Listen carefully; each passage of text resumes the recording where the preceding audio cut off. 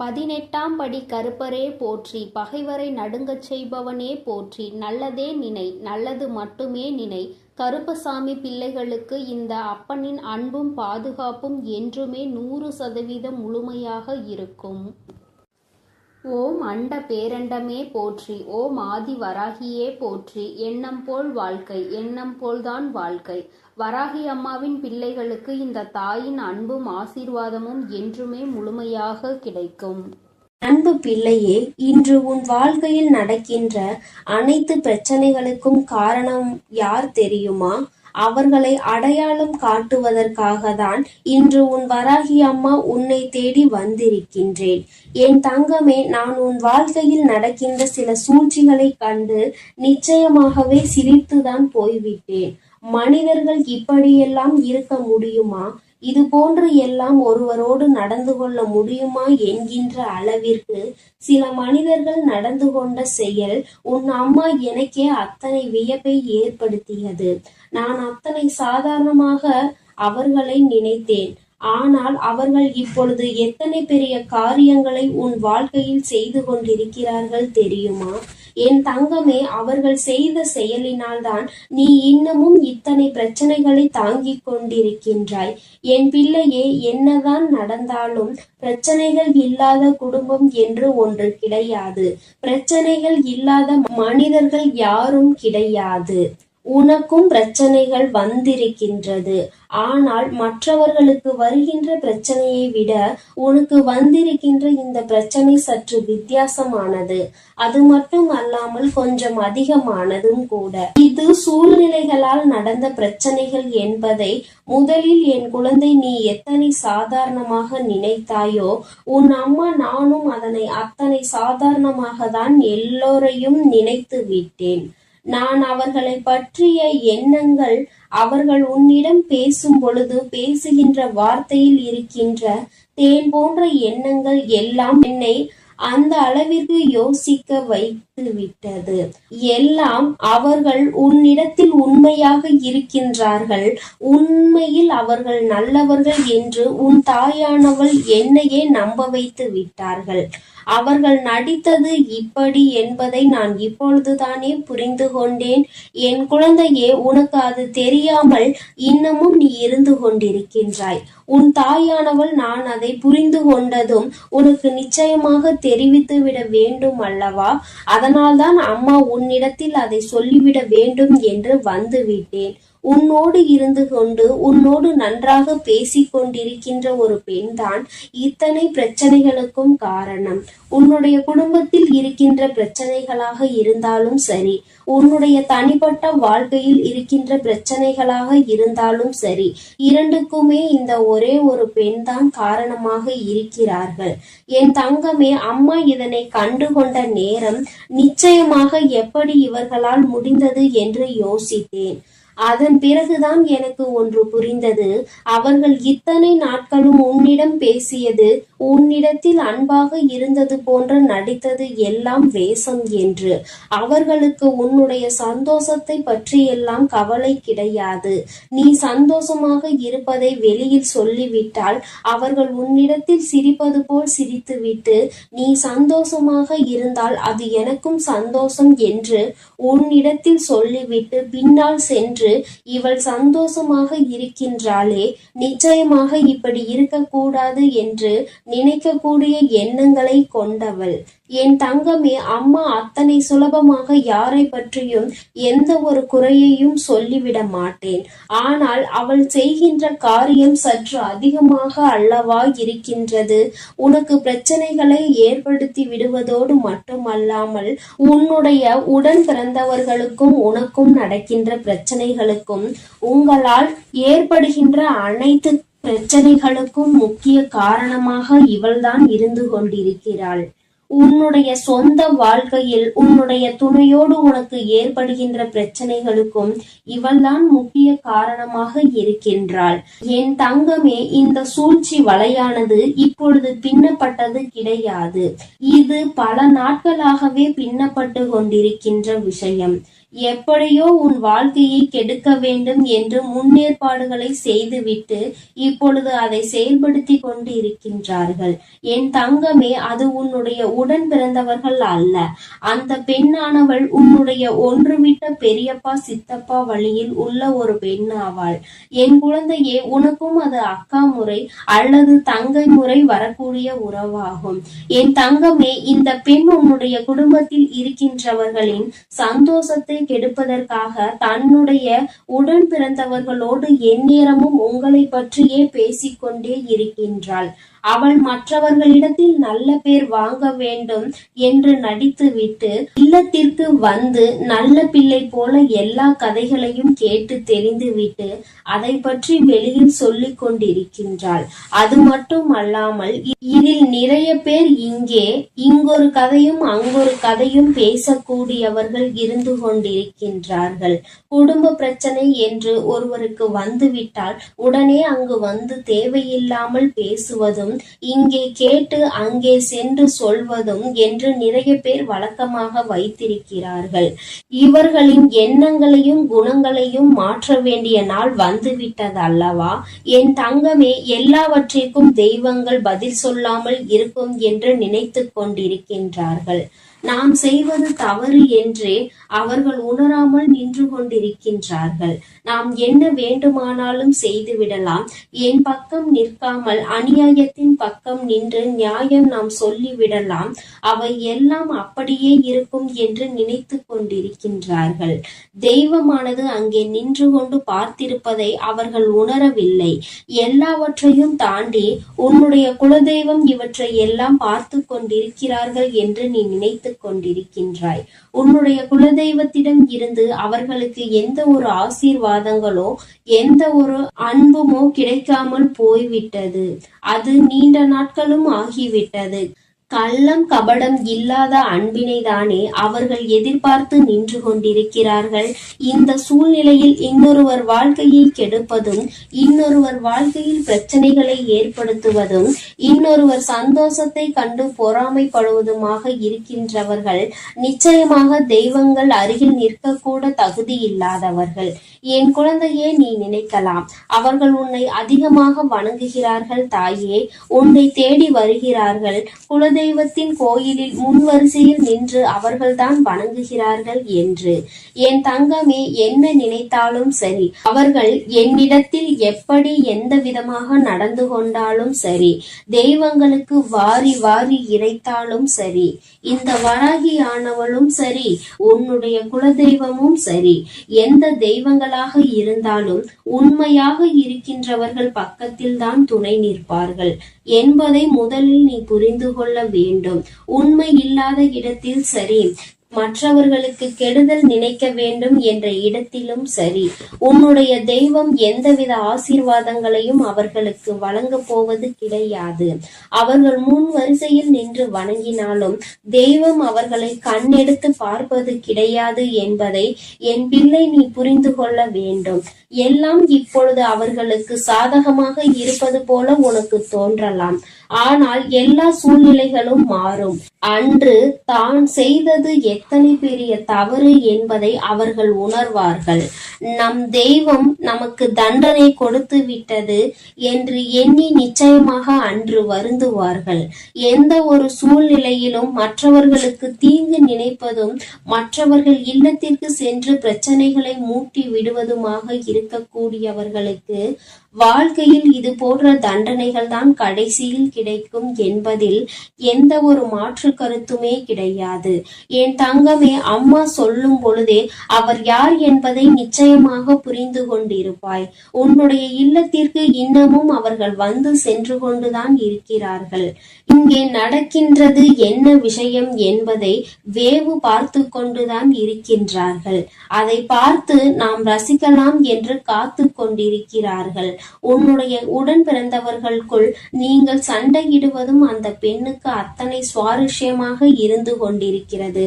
அது மட்டும் அல்லாமல் இங்கே பிரச்சனை என்றால் அவர்கள் அங்கே அதனை கொண்டாட்டமாக கொண்டாடுகிறார்கள் என்பதை நீ புரிந்து கொள்ள வேண்டும். என் தங்கமே, இந்த உறவுகள் எல்லாம் உன்னுடைய வாழ்க்கையில் ஆடிய நாடகங்கள் எல்லாம் வெளிவர போகின்ற நாள் வந்துவிட்டது. என் தங்கமே, இங்கே என்ன பிரச்சனைகள் நடக்கும் என்று அதை எதிர்நோக்கி காத்து கொண்டிருக்கின்ற அவர்களுக்கு நான் கொடுக்க போகின்ற தண்டனை என்ன தெரியுமா? அவர்கள் குடும்பத்தில் பிரச்சனை அங்கு கிளம்பி கொண்டிருப்பதை அறியாமல் இங்கே உன்னுடைய குடும்பத்தில் என்ன நடக்கிறது என்று பார்த்து கொண்டிருக்கிறார்கள்.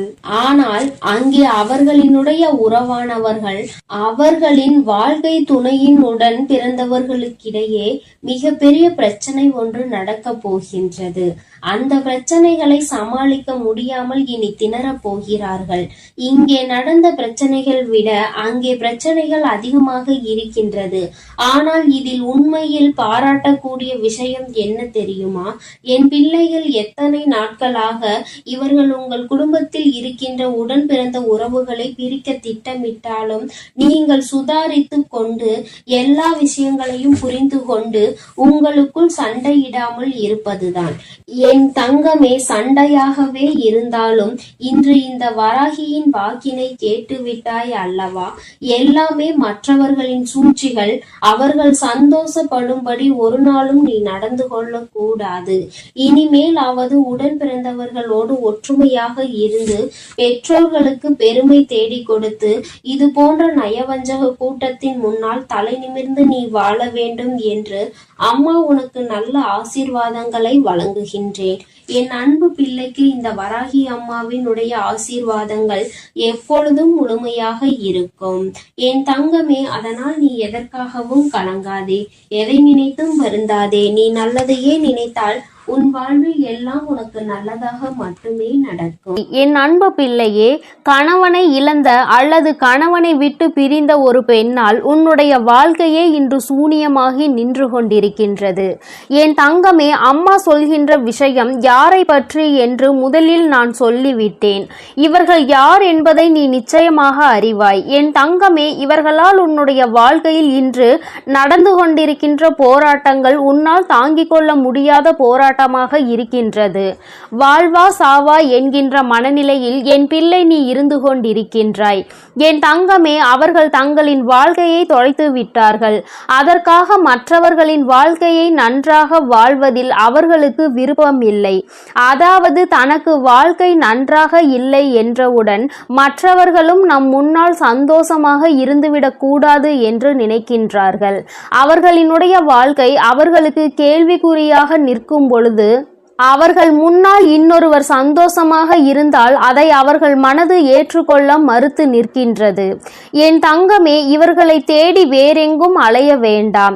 உன்னுடைய குடும்பத்தில் இருக்கின்ற ஒரு பெண்தான். என் தங்கமே, அவர்கள் செய்ததில் பாதி தவறு பாதி சரி என்றுதான் உன் அம்மா நான் சொல்வேன். ஏனென்றால் உன் பக்கமும் சில விஷயங்களில் தவறு இருக்கின்றது. அம்மா, என் மீது என்ன தவறு? நான் அப்படி என்ன செய்தேன்? எல்லோரும் நன்றாக இருக்க வேண்டும். அவர்கள் வாழ்க்கை இப்படி ஆனதை நினைத்து நானும் தானே வருத்தப்பட்டேன். நீ என்னை பார்த்து நான் தவறு செய்கிறேன் என்று சொல்லிவிட்டாயே என்று என் பிள்ளை நீ நினைக்கின்றாய் அல்லவா? என் தங்கமே, அம்மா சொல்வதை நீ முழுமையாக கேள். நிச்சயமாக அவர்களினுடைய இந்த கோபத்திற்கும் உன் வாழ்க்கையில் பழிவாங்க வேண்டும் என்று நினைத்த அந்த எண்ணத்திற்கும் என்ன காரணம் என்பதை நீ புரிந்து கொள்வாய். என் தங்கமே, பொதுவாகவே தன்னுடைய வாழ்க்கையை இழந்து நிற்கின்றவர்கள் துணை என்று பேசுவதற்கு யாரும் இல்லாதவர்களாக இருப்பார்கள். அவர்களின் மனதில் இருக்கின்ற எண்ணங்களை வெளிப்படுத்த யாருமே அவர்களோடு இல்லை. அப்படி இருக்கின்ற சூழ்நிலையில் அவர்கள் முன்னிலையில் நீ உன்னுடைய வாழ்க்கையை சந்தோஷமாக வாழும் பொழுது அவர்கள் மனதிற்குள் ஏக்கம் வந்து விடுகிறது. நாம் இதுபோல சந்தோஷமாக தானே வாழ்ந்தோம், இப்பொழுது அந்த வாழ்க்கை நமக்கு இல்லாமல் போய்விட்டதே. நமக்கு இந்த விஷயங்களை எல்லாம் இவர்கள் ஞாபகப்படுத்தாமல் இருக்கலாமே என்றுதான் அவர்கள் நினைக்கின்றார்கள். காலத்தினுடைய கட்டாயம் அவர்களினுடைய வாழ்க்கை இப்பொழுது இந்த சூழ்நிலையில் இருக்கிறது. ஆனாலும் அவர்கள் முன்னால் நீ சந்தோஷமாக இருப்பதை வெளிக்காட்டி கொள்வது அவர்களின் மனதை வேதனைப்படுத்துகிறது என்றால் அதை நீ செய்யாமல் இருக்க வேண்டும் அல்லவா? என் தங்கமே, பொதுவாக கணவன் மனைவிக்கு இடையில் இருக்கின்ற அந்யோன்யம் 4 சுவற்றுக்குள் நடுவில் இருந்தால் மிகவும் உத்தமம். வெளியில் சென்று அதை காண்பிக்க வேண்டும், அன்பை நிரூபிக்க வேண்டும் என்ற அவசியம் யாருக்கும் இல்லை.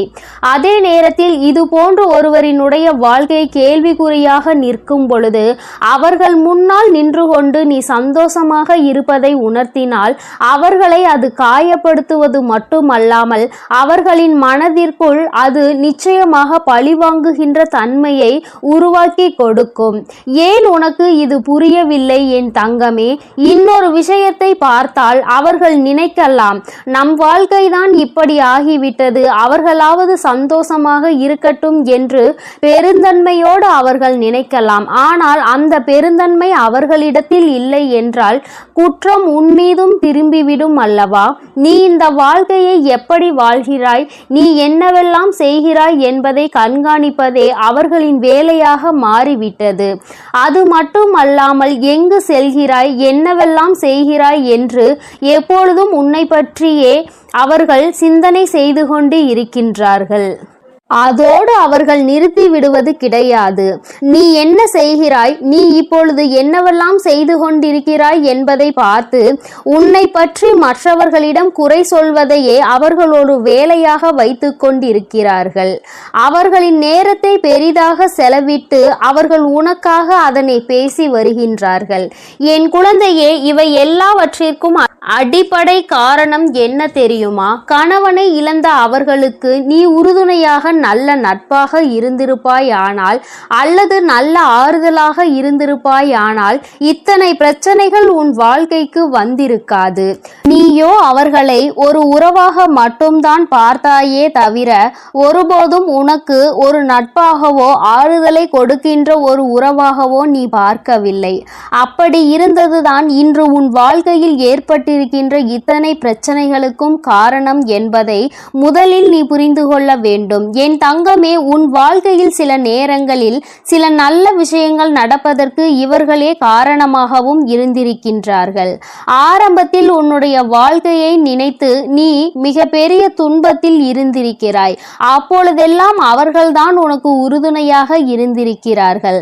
ஆனால் இன்று அவர்களின் வாழ்க்கை தலைகீழாக மாறிய பொழுது அவர்களுக்கு என்ன செய்வது என்று தோன்றவில்லை. மனதளவில் பாதிக்கப்பட்டதனாலே என்னவோ உன்னுடைய சந்தோஷத்தை அவர்கள் ஏற்றுக்கொள்ள முடியவில்லை. அவர்கள் இந்த வாழ்க்கையை இப்பொழுதே முடித்து கொள்ளலாம் என்று நினைத்த காலமும் ஒரு நாள் உண்டு. ஆனால் அவற்றையெல்லாம் இப்பொழுது தாண்டி வந்து எப்படியேனும் நாம் வாழ வேண்டும் என்று நினைத்து கொண்டு அப்படி ஒரு மனநிலையில் இருக்கும் பொழுது என் தங்கமே, உன்னால் முடிந்த அளவிற்கு ஆறுதலை தான் அவர்களுக்கு நீ கொடுக்க வேண்டுமே தவிர ஒருபோதும் அவர்களின் மனதில் காயங்களை ஏற்படுத்தும் விதமாக நீ நடந்து கொள்ள கூடாது. அதற்காக அம்மா உன் துணையோடு உன்னை சந்தோஷமாக இருக்கக்கூடாது, அவர்களிடம் நேரத்தை செலவழிக்க கூடாது என்று நான் சொல்லவில்லை. அவர்கள் இருக்கின்ற இடத்தில் எந்த விதமான அந்யோன்யத்தையும் காட்ட வேண்டாம் என்று தான் சொல்கின்றேன். அம்மா சொல்லியது உனக்கு வேடிக்கையாக இருக்காமல் உன் கண்களை மூடி ஒரு முறை நீ சிந்தித்து பார். இப்பொழுது அவர்கள் இருக்கின்ற இடத்தில் நீ இருக்கின்றாய், நீ இருக்கின்ற இடத்தில் அவர்கள் இருக்கிறார்கள் என்றால் ஒரு நிமிடம் சிந்தித்து பார். யாரும் இல்லாத ஒரு மனநிலை சுற்றி நம்மோடு இருந்த உறவுகள் எல்லாம் இல்லாமல் சென்று தனி காட்டில் தவிக்க விட்டது போன்ற ஒரு உணர்வு இப்படி இருக்கும் பொழுது அவர்களுக்கு அதிகமான வேதனை நிச்சயமாக ஏற்படும். அதற்கு நாம் ஆறுதலாக மட்டும்தான் இருக்க வேண்டும். அந்த ஆறுதல் அவர்களுக்கு கிடைக்கவில்லை என்றால் அவர்களினுடைய எண்ணங்கள் மற்றவர்கள் மீது வெறுப்பாக திரும்பத்தானே செய்யும்.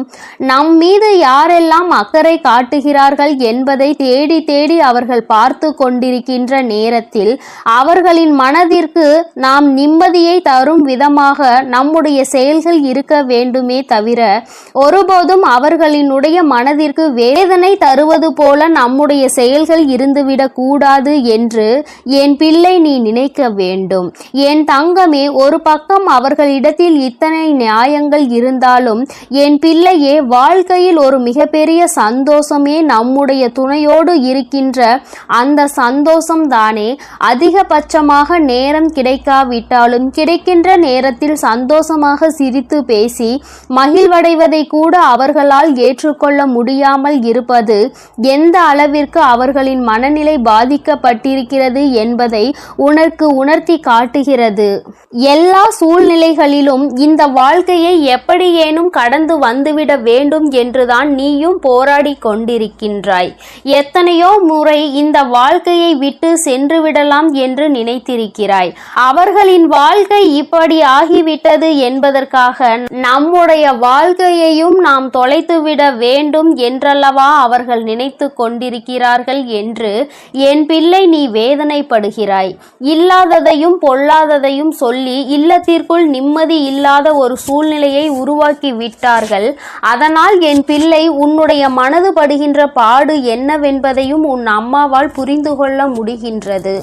என் தங்கமே, இது நாள் வரையிலும் அவர்களின் எண்ணங்கள் கெட்ட எண்ணங்களாகவே இருந்துவிட்டு போகட்டும்.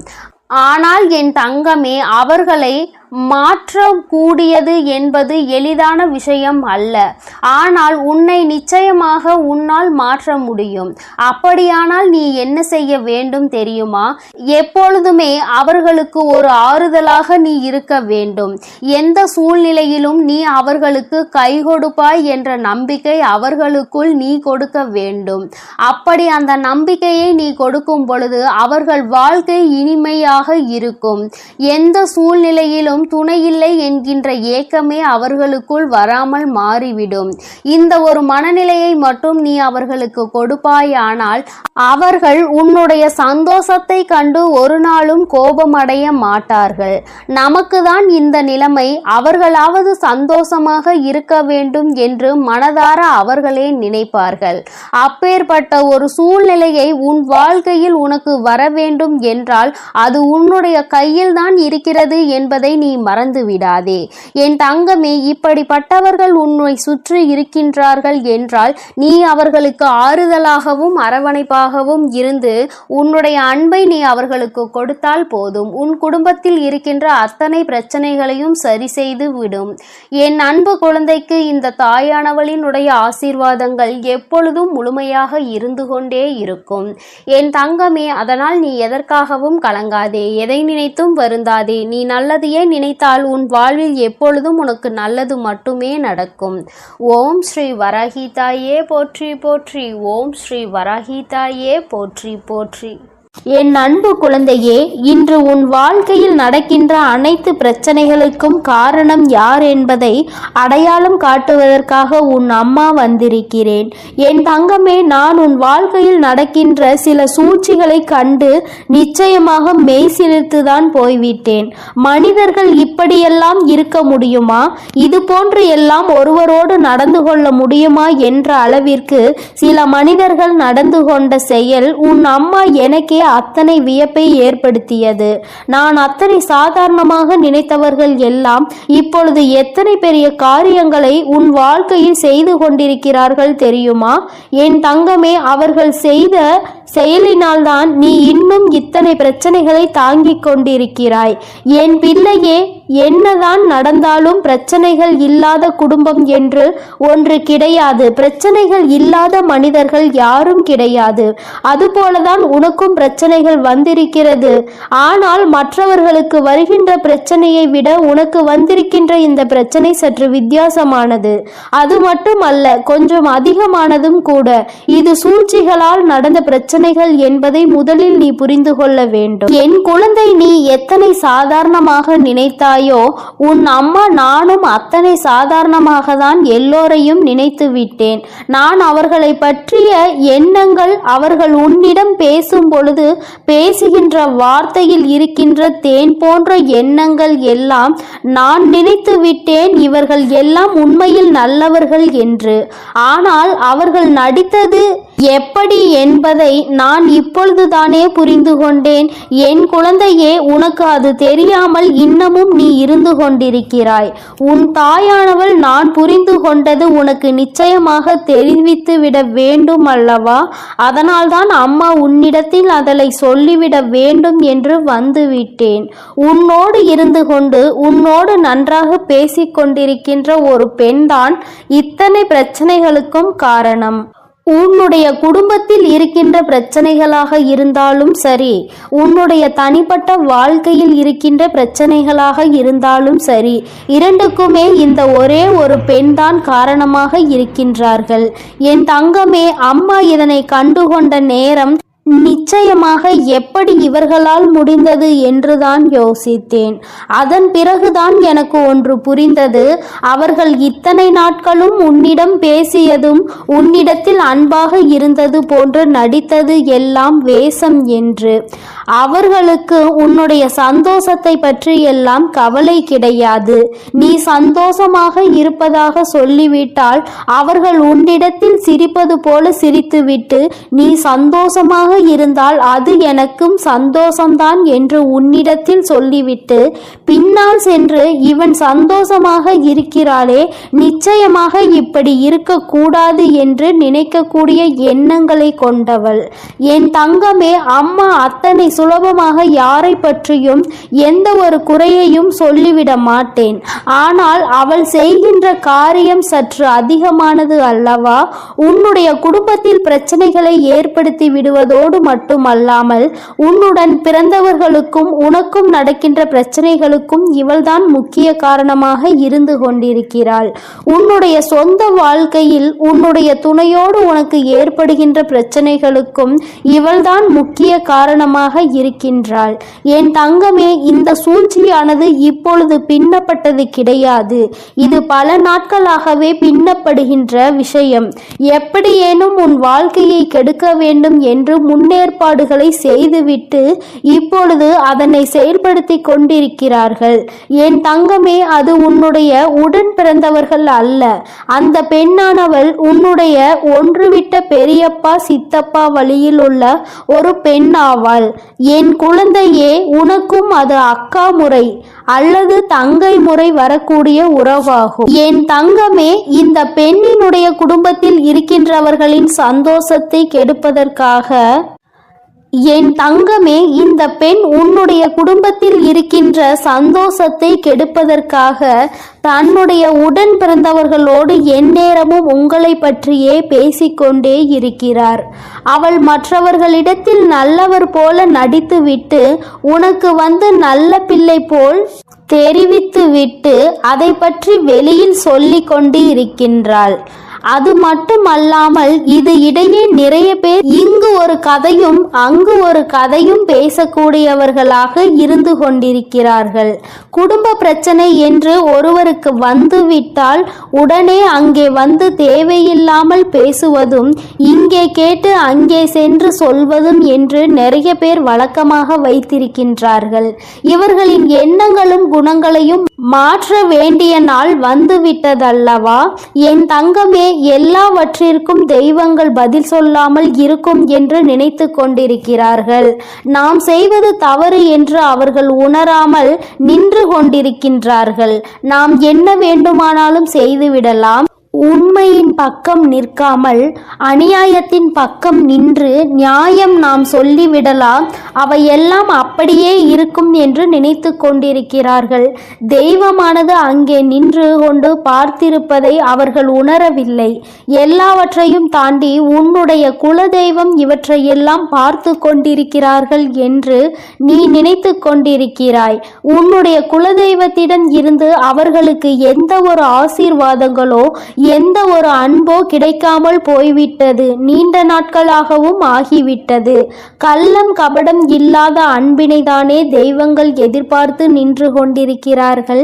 இந்த சூழ்நிலையில் இன்னொருவர் வாழ்க்கையை கெடுப்பதும், இன்னொருவர் வாழ்க்கையில் பிரச்சனைகளை ஏற்படுத்துவதும், இன்னொருவர் சந்தோஷத்தை கண்டு பொறாமைப்படுவதுமாக இருக்கின்றவர்கள் நிச்சயமாக தெய்வங்கள் அருகில் கூட நிற்க முடியாது.